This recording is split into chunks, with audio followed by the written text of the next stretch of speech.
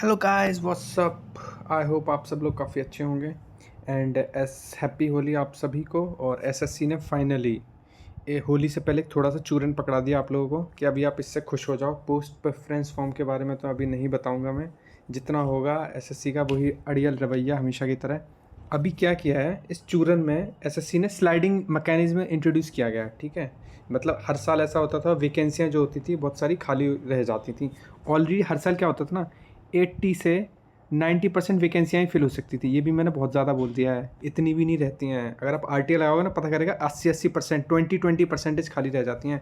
जो 24 grade pay की post है ना, उनमें एकदम जो रिटेंशन रेट है वो बहुत ज़्यादा लो है। इवन 70% का होता है, ये भी ज़्यादा है मेरे हिसाब से। अगर पूरे प्रोसेस को मैं समझाऊँ होगा क्या, ये है पूरा पूरा फाइनल। लोगों ने इतनी इतनी वीडियो बना के एक्सप्लेन कर रहे हैं। भाई देखो, सिंपल है। First round of tentative allocation होगा, बट कितने बच्चों को अलॉट किया जाएगा इस पर कुछ अभी जवाब नहीं है, वो एसओपी बताएगा। फिर आपका आइडेंटिटी वेरिफिकेशन होगा आधार से 10 दिन के अंदर। ठीक है, उसके बाद आपको उसी टाइम आपको ऑप्शन पूछा जाएगा, आप फिक्स करना है फ्लोट करना है। जब दोनों बच्चे चूज़ कर लेंगे फिक्स एंड फ्लोट, फिर एक राउंड ऑफ स्लाइडिंग चली जाएगी। जब इन दोनों का जब हो जाएगा स्लाइडिंग, उसके बाद ये सिर्फ एक ही बार किया जाएगा, उसके बाद फाइनल रिजल्ट पब्लिश कर दिया जाएगा।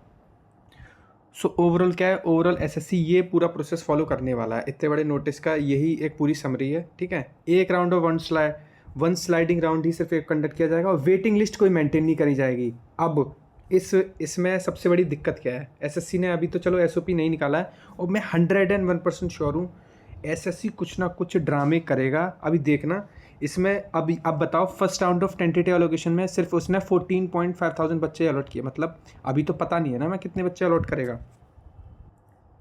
चलो बाई चांस ये पूरा जो इसने सिस्टम कॉपी किया है ना एसएससी ने, ये पूरा एसएससी जेई मेंस का कॉपी किया है, स्लाइड फ्लोट वाला। उसमें भी एसएससी जेई मेंस का तब भी बहुत अच्छा है। यहाँ तो इसने इसमें भी कुछ ना कुछ गड़बड़ पेल ही दिया है कि हम वेटिंग लिस्ट मेंटेन नहीं करेंगे, हम एक ही बार हमें एक ही बार अलॉटमेंट। अब सबसे बड़ी जो इसमें सबसे ज़्यादा बड़ी जो दिक्कत है, हमें ये नहीं पता जो वो लिस्ट निकालेगा उसमें कितने बच्चे करेगा। सपोज 14.5 हमारी वैकेंसियाँ हैं इस बार, ठीक है, सिर्फ इतने ही बच्चे करेगा। तो इसमें जो अब जैसे 14.5 हैं, ठीक है, ठीक है, इसमें से ऑलरेडी 13,000 बच्चों ने हमारा ये वाली जो आइडेंटिटी वेरिफिकेशन के लिए गए। ठीक है, 13,000। अब इस 13,000 में से ऐसे बहुत सारे बच्चे होंगे, वैकेंसियाँ तो फिर भी हमारी 1.5 के खाली हो गई ना, क्योंकि ऐसे बच्चे बहुत सारे होते हैं, इतने नालायक, इतने जो ऑलरेडी अच्छी पोस्ट पे होते हैं। Like ITI income tax inspector है कोई, ठीक है, अब उसे एएसओ बनना है और उसको अलाउट, उसके नंबर कम है, उसको अलाउट हो गया पीएएसए, तो वो तो जाएगा नहीं। ठीक है, वैकेंसियाँ तो फिर भी 1.5 की हमारी वेस्ट हो गई। अब ये एसएससी का आगे एसओपी निकालेगा तब शायद क्लियर हो, और मेरे को नहीं लगता है एसएससी क्लियर करेगा। इसमें भी कुछ ना कुछ ड्रामे करेगा आप, ताकि उससे मेल कर करके पूछ। ठीक है, आप आइडेंटिटी वेरिफिकेशन करके आओगे, फिर आपके पास फिक्स एंड फ्लोट का ऑप्शन दिया जाएगा इसमें ये। और अगर कोई बच्चा फिक्स चूज़ करता है, जो कि फिर उसकी पोस्ट वो फाइनल हो जाएगी, अब उसका कोई काम नहीं है। ठीक है, और जिसने फ्लोट चूज़ किया है, ये एक बहुत अच्छा इनिशिएटिव है। इसमें क्या करेगा, फ्लोट वाले में अगर किसी को पोस्ट अलॉट हुई है, ठीक है, उसने फ्लोट का ऑप्शन ले लिया, अब वो गया फ्लोट वाले ऑप्शन पे। उसने अगर ये वाली पोस्ट पे अलॉट नहीं, उसने नहीं एक्सेप्ट करी, तो उसकी पहली वाली पोस्ट भी कैंसिल, ये वाली पोस्ट भी कैंसिल।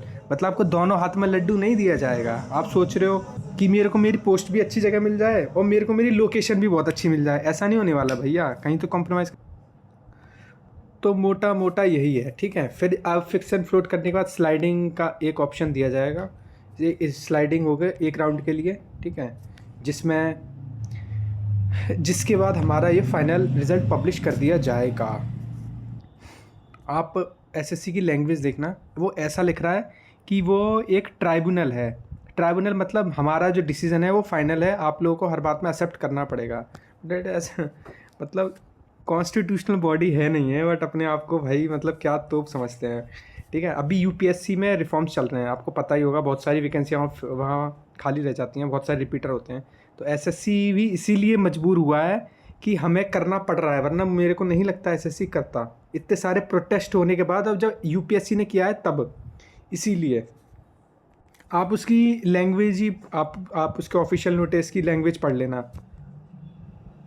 मतलब अभी भी बोल रहा है no waiting list additional round allocation will be done. अब यही नहीं पता भाई तुम फर्स्ट राउंड में कितने एलोकेट कर रहे हो भैया, सिर्फ 14,000 बच्चों को बुलाया, बाकी का क्या है? तो मतलब ये है जो टॉप की जो पोस्ट है वो तो फिल हो जाएंगी, बट जो नीचे वाली पोस्ट है वो तो खाली रह जाएंगी भैया। ये तो क्लियर करना पड़ेगा ना आपको। इतने सारे बच्चे हैं जो जॉब के लिए भाई तरस रहे हैं, उनके बारे में तो आपने अभी तक बताया, कुछ क्लैरिटी देनी तो ज़रूरी है ना। ठीक है, मतलब उसकी लैंग्वेज, आप एसएससी की लैंग्वेज देखना, इसमें ही बोल रहा है कि ज़्यादा हम कुछ नहीं करेंगे, हम फ्लोटिंग सिस्टम ला रहे हैं, जो टॉप की वैकेंसी हैं वो तो हमारी हो जाएंगी। तो ओवरऑल हमारी यही समरी है। ठीक है, एफआरटीए के बाद 10 दिन के अंदर first round of tentative allocation के बाद एक लिस्ट पब्लिश की जाएगी। लिस्ट में 10 दिन के अंदर आपको एक ऑप्शन चूज़ करना होगा फिक्स एंड फ्लोट का, आपकी आइडेंटिटी वेरिफिकेशन करनी होगी, फिर एक फाइनल एक स्लाइडिंग राउंड कंडक्ट किया जाएगा, मतलब पोस्ट एलोकेट किया दोबारा से, फिर एक फाइनल रिजल्ट पब्लिश किया जाएगा। मतलब इतना कुछ है नहीं इसमें। ठीक है, हमारा एसएससी हमेशा की तरह कभी भी बिना कंट्रोवर्सी रह नहीं पाएगा। अभी देखना जब इसका एसओपी आएगा उसमें भी ड्रामे होंगे, 101% होंगे, देखना। और ये हमारे आने वाले एग्ज़ाम्स हैं, एसएससी एचएसएल टायर 2 होने वाला है। ठीक है, अगर आपको अच्छा लगे जीएस के लिए तो आप चैनल सब्सक्राइब कर सकते हो। मैं polity, history, geography, economics, environment, इन सब का होता हूँ। मैं क्वालिफिकेशन होता हूँ सिविल सर्विसेज मेंस के, मैं 3 मेंस लिखता हूँ यूपीएससी के। ठीक है, उत्तर प्रदेश पीसीएस के मैं 4 मेंस लिख चुका हूँ, इंटरव्यू दे चुका हूँ। यूपीएससी असिस्टेंट कमांडेंट के मैं 2 बार इंटरव्यू दे चुका हूँ। ठीक है, अगर अच्छा लगे तो चैनल सब्सक्राइब कर सकते हो आप। और ठीक है, हमारे आने वाले एग्ज़ाम ये हैं, अभी यूपीएसआई वाला भी एग्ज़ाम है आने वाला है। ठीक है, एसएससी एचएसएल का है, जेई का आने वाला है, आरआरबी एनटीपीसी का वेरी इंपॉर्टेंट। अगर आरआरबी एनटीपीसी वाला किसी को लगता है आप कमेंट सेक्शन में यस कर सकते हो। ठीक है, यस करके मैं समझाऊंगा कि आप आरआरबी एनटीपीसी और आईबीएसीआई इंटरव्यू का अगर किसी को गाइडेंस चाहिए भाई, इसकी फुल अच्छे से मैं तैयारी करवा सकता हूँ, बढ़िया। आईबीएसीआई का भी मैंने खुद इंटरव्यू दिया है, मैं इस बार। ठीक है, अभी क्या होगा, अभी आईबीएससीआई का इंटरव्यू शायद मार्च एंड में, अप्रैल के फर्स्ट वीक में आ जाएगा। फिर क्या होगा, जो आईबीएससीआई का इंटरव्यू जो है वो बाकी एग्ज़ाम जैसे SSC CGL, CHSL, IBPS PO, ISBI PO, इन सब के साथ कंडक्ट किया गया था। बाकी सबके रिजल्ट आ चुके हैं। तो जो आईबीएससीआई को में जो कंपटीशन है ना वो बहुत हद तक कम हो चुका है, तो आपके चांस अच्छे हैं। और अभी एफसीआई की वैकेंसी आएंगी, आईडीबीआई जेम की वैकेंसी आएंगी जो बैंक वाले हैं उनके लिए।